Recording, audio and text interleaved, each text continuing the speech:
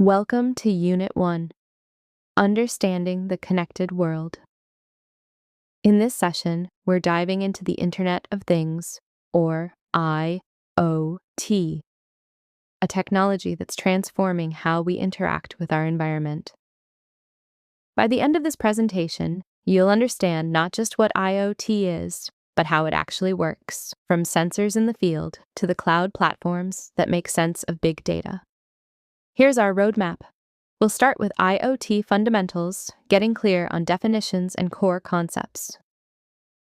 Then we'll examine the key hardware components, sensors and actuators.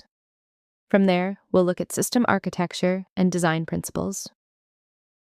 We'll decode the communication protocols that keep devices talking, and finally, we'll explore real-world applications across multiple industries.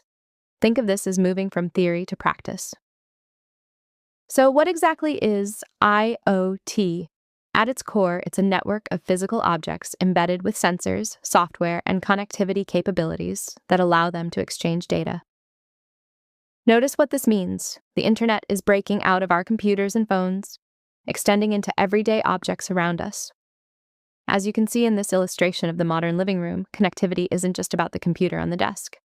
It's about the lights, the security camera, the speakers, even the plants potentially having moisture sensors. The real example here is perfect.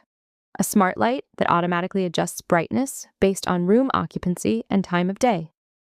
This represents the shift from dead objects to intelligent, responsive environments. IoT systems share 6 defining characteristics. Notice the icons here representing each concept. First, connectivity. Devices must communicate seamlessly across networks. Second, intelligence. These aren't just connected devices. They process and analyze information to make decisions. Third, scalability. A true IoT architecture grows easily, from 10 devices to 10,000 without breaking down. Fourth, sensing. The ability to collect real-time data from the physical world is fundamental. Fifth, automation. These systems operate with minimal human intervention, self-monitoring, self-regulating. And sixth, dynamic nature. IoT adapts to changing conditions and contexts automatically. Now let's get physical. The image you see shows industrial IoT hardware. This is the muscle and nervous system of IoT. Sensors are the input devices. They detect and measure physical properties. Temperature sensors, monitoring heat, motion detectors, sensing movement, smoke sensors, detecting air quality changes. Actuators are the output devices, the doers. Electric motors, relays, buzzers. These perform physical actions based on the data received. Here's the workflow. The temperature sensor detects excessive heat, communicates that data, and the actuator, the cooling fan, turns on automatically. Sense, think, act. That's the loop. This slide shows the 4-layer architecture of any IoT system. Think of it as a vertical flow, bottom to top. Layer 1, sensors and actuators handle data collection and action execution at the edge. Layer 2, the communication network transmits that data between components. Could be Wi-Fi, Bluetooth, cellular, or specialized protocols. Layer 3, data processing, where the heavy lifting happens. This could be local edge computing or cloud-based analysis, where raw data becomes insight.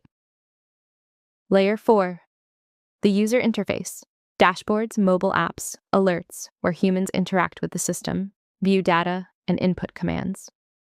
Speaking of communication, IoT devices speak specific languages. The protocols shown here solve different problems. MQTT, message queuing telemetry transport, is lightweight, designed specifically for constrained devices with limited bandwidth or battery power.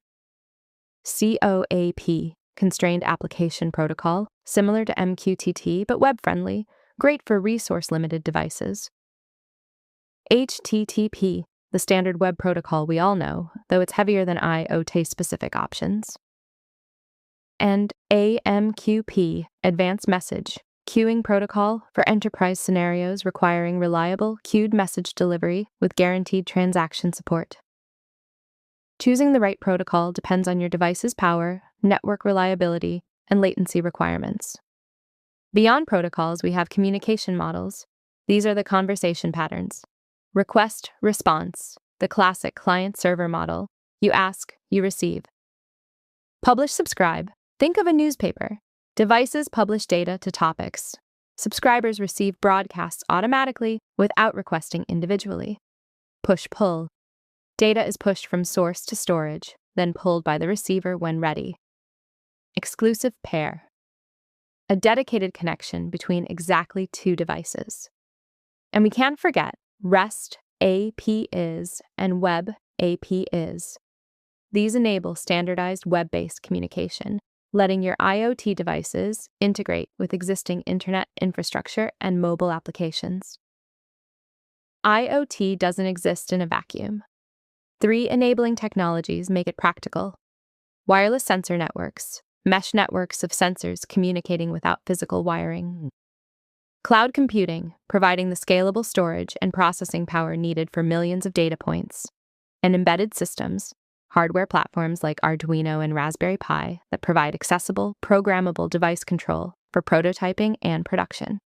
Finally, let's see this in action across domains.